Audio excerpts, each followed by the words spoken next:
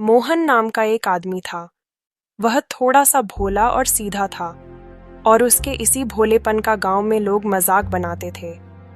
लोग अक्सर उसका फायदा उठाते थे और उसे ऐसे ऐसे काम सौंपते थे जिनमें वह हर बार कोई न कोई गड़बड़ी कर बैठता था। एक दिन शाम को मोहन घर पर उदास बैठा था। उसे उदास देख उसकी पत्नी सुमन ने पूछा, क्या हुआ जी, आप कुछ परेशान लग रहे हैं। फिर से कोई समस्या हो गई क्या? मोहन ने गहरी सांस लेते हुए कहा, हाँ सुमन, आज फिर मुझे काम से निकाल दिया गया। सुमन ने चौंक कर पूछा, आखिर इस बार ऐसा क्या कर दिया आपने? देखो, मैंने दुकान के बाहर एक बड़ा सा बोर्ड लगा दिया था कि खरीदो एक और पाओ एक बिल्कुल मुफ्त। तुम सोच भी नहीं सकती, जितनी साड़ियां पूरे हफ्ते में बिकती थीं, उतनी एक ही दिन में बिक गईं। लेकिन मालिक को बहुत नुकसान हो गया और उसने मुझे धक्के मार के दुकान से निकाल दिया। अरे, आपका मालिक क्यों खुश होता? आपने उसे एक दिन में महीने भर का नुकसान जो करा दिया। खैर, छोड़िए ये सब बातें। मैं खाना गरम करती हूँ, आप चलिए खा लीजिए और कल से फिर नई नौकरी ढूंढने लग जाइएगा। मोहन और सुमन खाना खाकर सो गए और अगले दिन सुबह मोहन एक बार फिर नई नौकरी की तलाश में निकल पड़ा। बहुत भटकने के बाद उसे एक फल के बगीचे का मालिक मिला। उस आदमी का एक बड़ा बगीचा था जहां कई तरह के फल उगाए जाते थे। मोहन ने उससे काम मांगना शुरू किया। देखो मोहन, मैं समझ रहा हूँ कि तुम्हें काम की जरूरत है, पर तुम तो पूरे गांव में मशहूर हो कि कितने भोले हो। भला तुम्हें रखते हुए मैं कैसे निश्चिंत रह सकता हूँ? कहीं मेरी भी हानि करा दी तो? अरे साहब, मुझे एक मौका देकर तो देखिए। मैं वादा करता हूं कि आपकी पूरी मेहनत से रखवाली करूंगा। आप चाहें तो मुझे दूसरों से कम पैसे भी दे सकते हैं। मालिक ने सोचा कि यह फायदे का सौदा हो सकता है, तो उसने मोहन से कहा, अच्छा ठीक है, अब तुम इतनी मिन्नत कर रहे हो तो मैं तुम्हें काम पर रख लेता हूँ, लेकिन ध्यान रहे जरा सी भी गड़बड़ी हुई तो मैं तुम्हें तुरंत निकाल दूंगा। अगले ही दिन से मोहन बगीचे का और यह बात पूरे गांव में फैल गई। गांव के कुछ शरारती लड़कों को जब ये पता चला कि भोला मोहन अब बगीचे की रखवाली कर रहा है, तो उन्हें शरारत सूझी। उन्होंने तय कर लिया कि वे बगीचे से फल चुराएंगे और मोहन को बेवकूफ बनाएंगे। अरे यार, सुना तुमने? इस बगीचे का रखवाला वही भोला मोहन है।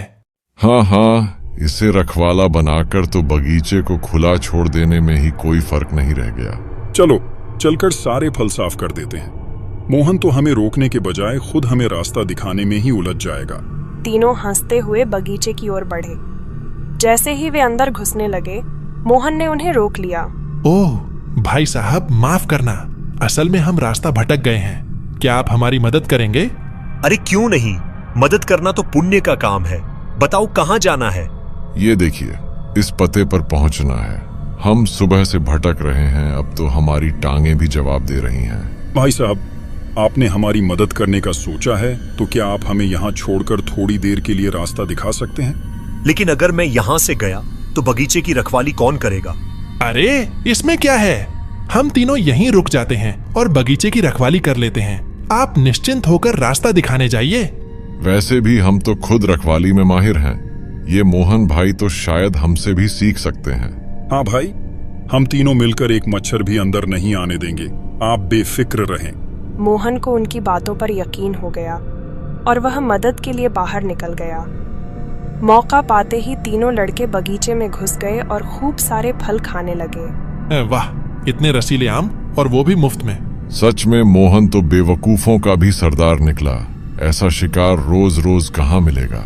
चलो जल्दी जल्दी सारे फलों को बैग में डालो, इससे पहले कि वो भोला मोहन वापस आ जाए। तीनों ने खूब सारे फल चुराए और फिर वहां से चुपके से निकल गए। जब मोहन लौटकर बगीचे में आया तो उसने देखा कि कई फल गायब हैं और पेड़ों की टहनियां टूटी हुई हैं। उसे यह देखकर समझ आ गया कि उसके भोलेपन का फायदा उठाकर कोई बगीचे को लूटकर जा चुका है। वह दौड़ता हुआ मालिक के पास गया और सारी बात बताई। मालिक का गुस्सा 7वें आसमान पर था। वह लाल पीला होकर चिल्लाया, अरे तेरा दिमाग तो घास चरने गया है क्या मोहन? इतना सीधा काम था, बस बगीचे की रखवाली करनी थी। लेकिन नहीं, तू तो खुद ही शरारती लड़कों के लिए बगीचे का दरवाजा खोलकर आ गया। मालिक, मुझे लगा कि वो सच में रास्ता भटक गए थे। मालिक गुस्से से तमतमाते हुए बोला।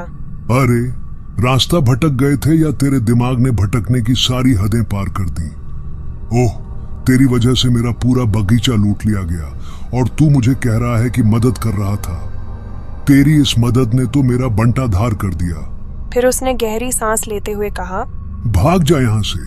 और हाँ, एक बात याद रखना, दोबारा मेरी आंखों के सामने भी मत आना, नहीं तो इस बार सिर्फ नौकरी से ही नहीं, पूरे गांव से निकलवा दूंगा। मोहन ने सिर झुका लिया और वहां से चला गया, अपनी किस्मत को कोसते हुए, और एक बार फिर नई नौकरी की तलाश में निकल पड़ा।